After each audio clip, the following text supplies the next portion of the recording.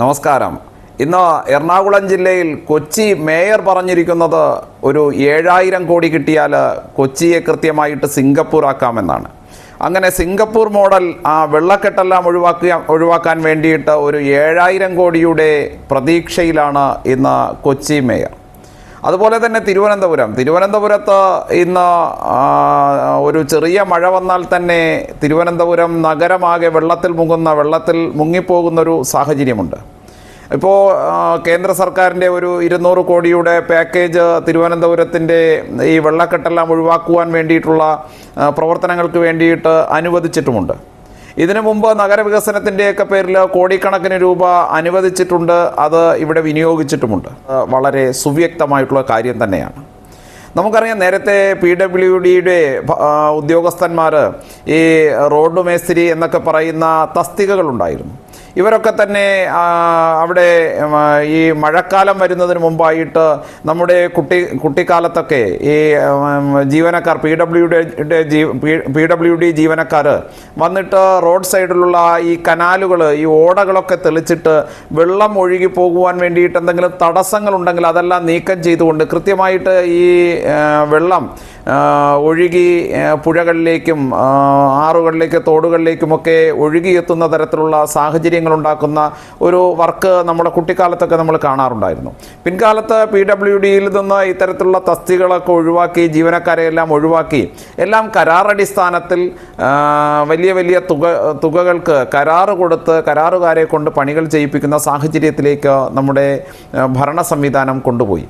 അപ്പോൾ കൃത്യമായിട്ട് ഇത്തരത്തിലുള്ള കരാറുകാർക്ക് എങ്ങനെയാണ് വലിയ വലിയ വർക്കുകൾ ഉണ്ടാക്കാൻ സാധിക്കുന്നത്? ആ വലിയ വലിയ വർക്കുകൾ ഉണ്ടാക്കണമെങ്കിൽ കനാലുകളിൽ കൃത്യമായിട്ട് വെള്ളം നിറയണം. ആ വെള്ളം നിറഞ്ഞിട്ട് അത് റോഡിലേക്ക് കവിഞ്ഞൊഴുകണം. അപ്പോൾ റോഡ് പൊട്ടിപ്പൊളിയണം, റോഡിൻ്റെ സൈഡ് വാളെല്ലാം ഇടിയണം.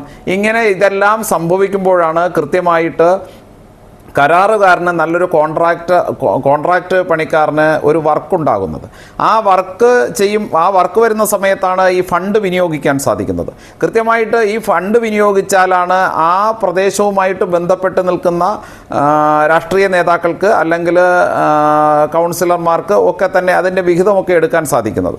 അപ്പോൾ ഇത്തരത്തിൽ ദുർബലമായിട്ടുള്ള ജലം ഒഴുകിപ്പോകാൻ സാധിക്കുന്ന കനാലുകളെ അടച്ചുകൊണ്ടുള്ള പ്രവർത്തനങ്ങളും ദുർബലമായിട്ടുള്ള റോഡുകളുമൊക്കെ നിർമ്മിച്ച് വീണ്ടും ഈ കോൺട്രാക്റ്റ് വർക്കുകൾ സൃഷ്ടിക്കാൻ വേണ്ടിയിട്ട് നടക്കുന്ന പരിശ്രമമാണ് യഥാർത്ഥത്തിൽ നമ്മുടെ കേരളത്തിലെ ഓരോ നഗരത്തിൻ്റെയും നമ്മുടെ ഓരോ പട്ടണങ്ങളുടെയും ഒക്കെ ശാപമായിട്ടെന്ന് മാറിക്കൊണ്ടിരിക്കുന്നത്. അതുകൊണ്ട് തന്നെയാണ് അക്ഷരാർത്ഥത്തിൽ വ്യാപാരികളുടെ കച്ചവട സ്ഥാപനങ്ങൾക്ക് നഷ്ടമുണ്ടാകുന്ന തരത്തിലേക്ക് വ്യാപാര സ്ഥാപനങ്ങളിലേക്ക് വെള്ളം ഇരച്ചു കയറുകയും വീടുകളിലേക്ക് സ്ഥിരമായിട്ട് അടുപ്പിച്ച് 2 ദിവസം മഴ നിന്നാൽ വീടുകളിൽ താമസയോഗ്യമല്ലാത്ത രീതിയിൽ സ്ഥിരമായിട്ട് മഴക്കാല ദുരിതാശ്വാസ ക്യാമ്പുകളിലേക്ക് കൂട്ടമായിട്ട് ആൾക്കാർക്ക് താമസം മാറിപ്പോകേണ്ട സാഹചര്യം ഉണ്ടാകുന്ന അവസ്ഥ ഈ പട്ടണങ്ങളിലും നഗരങ്ങളിലുമൊക്കെ ജീവിക്കുന്ന ജനങ്ങൾക്കുണ്ടാകുന്നതുമൊക്കെ ഈ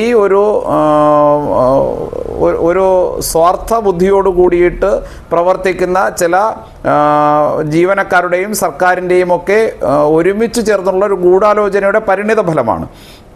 അപ്പോൾ യഥാർത്ഥത്തിൽ ഈ എത്ര കോടിക്കണക്കിന് രൂപ കേന്ദ്ര ഫണ്ട് അനുവദിച്ചാലും എത്ര കോടിയുടെ പാക്കേജ് വന്നാലും ഈ സിംഗപ്പൂർ മോഡലും ഈ ദുബായ് മോഡലും ഡച്ച് മോഡലും എന്നൊക്കെ ഇങ്ങനെ ഇവർ മാറിയും തിരിഞ്ഞും പറയുന്നുണ്ട് എങ്കിലും അക്ഷരാർത്ഥത്തിൽ കേരളത്തിൻ്റെ ജനതയെ വെള്ളത്തിൽ മുക്കിക്കൊല്ലുക എന്നുള്ള ഒരു തീരുമാനത്തിലാണ്, ഒരു ഗൂഢാലോചനയിലാണ് ഇവർ മുന്നോട്ട് പൊയ്ക്കൊണ്ടിരിക്കുന്നത്.